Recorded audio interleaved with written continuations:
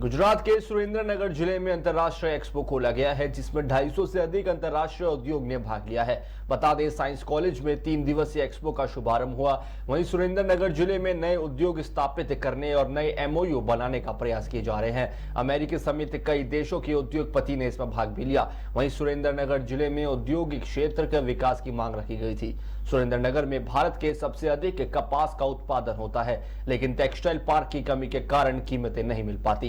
इसको लेकर भी सरकार के सामने मांग रखी गई थी। देखिए हमारे सहयोगी दीपक सिंह वगेला की यह न्यूज। झालावाड़नी उद्योग क्रांति वधे, झालावाड़नी आर्थिक क्रांति वधे एवा हेतुथी अमे ग्लोबल झालावाड़ मेगा एक्जिबिशनનું आयोजन करता होय छे। આજે આ ગ્લોબલ झालावाड़ मेगा एक्जिबिशन 2024 ने सन्मान समारोह કરી અને જાહેર જનતા માટે ખુલ્લો મૂકવામાં આવેલો છે અને આ 3 દિવસ દરમિયાન એટલે કે 27, 28, 29 દરમિયાન અંદાજિત 3 લાખથી વધારે વિઝિટર્સ અહીં વિઝિટ કરે એવો એક અંદાજ છે અને રાત્રિ દરમિયાન અહીં સાંસ્કૃતિક કાર્યક્રમો કરવામાં આવશે।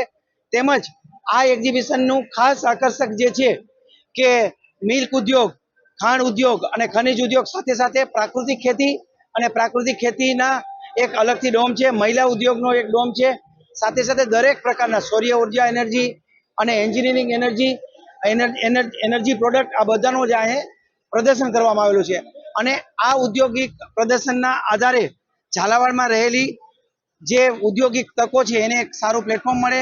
સરકાર દ્વારા અહીંયા સારી ઔદ્યોગિક વિકાસ થાય એવા ઉદ્યોગો આવે અને અહીંનો કપાસ બહુ જ વધુ પ્રકાશ થાય છે। તો ઝાલાવાડની એક જનતાની એક માંગ છે અને એક ઈચ્છા છે કે અહીં બહુ મોટો ઇન્ડસ્ટ્રીયલ પાર્ક આવે, કેમ કે દેશનું 30% વધારે કોટન અહીંયા થાય છે, દેશનું 25% વધારે સોલ્ટનું ઉત્પાદન અહીં થાય છે।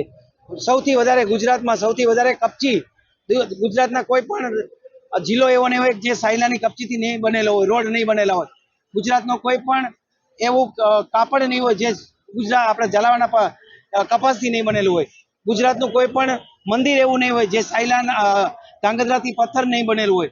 તો આટલા બધા ઔદ્યોગિક અહીંયા છે તો આનો એક વિકાસ થાય। આ જિલ્લા આજે બી પ્રસાદ તરીકે લોકો એને જોવે છે તો એ જોવાની દ્રષ્ટિ ચેન્જ થાય એવા હેતુથી આ ગ્લોબલ ઝાલાવાડ મેગા એક્ઝિબિશનનું આયોજન કરવામાં આવેલું છે।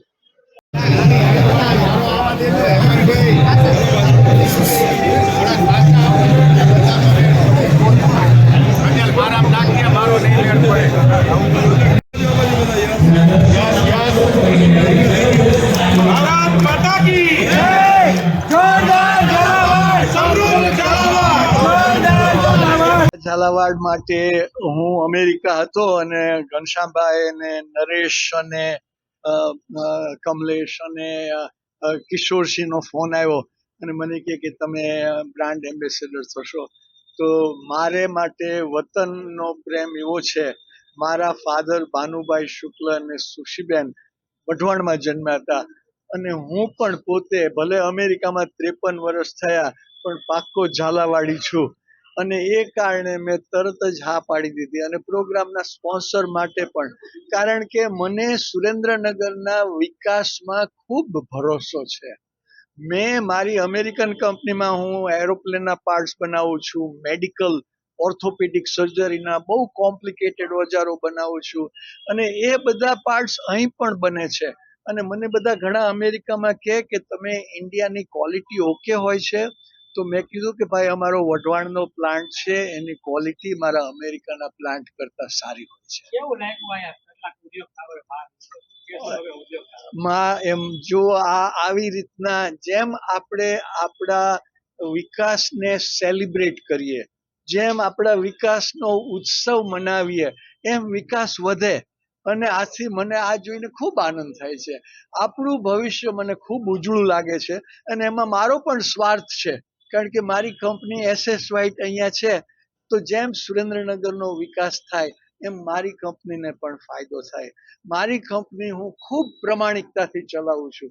અમારે ત્યાં એક પણ વસ્તુ એવી નથી થતી કે જે અમારે કોઈથી સંતાડવી પડે અને અમે ટેક્સ ભરપૂર આપીએ છીએ।